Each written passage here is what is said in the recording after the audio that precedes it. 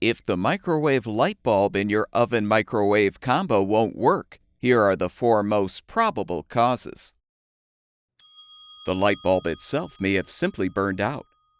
You should replace the bulb with a new one before replacing any other component. You should also make sure the bulb is threaded tightly in the socket. It's also possible that the light socket is malfunctioning. With a working bulb installed, you can test the socket with a multimeter to determine if the component has continuity, a continuous electrical path present in the part. If the socket tests negative for continuity, it will need to be replaced. Although it is not a common problem, the main control board may be defective.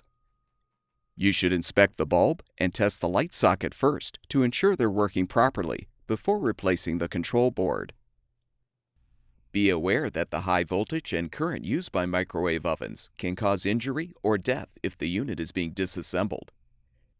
You should always unplug the appliance before attempting any repairs, but since the high voltage capacitor may retain a charge even after the oven has been unplugged, we recommend that only experienced professionals test and replace internal components. All of the parts shown in this video are available on our website.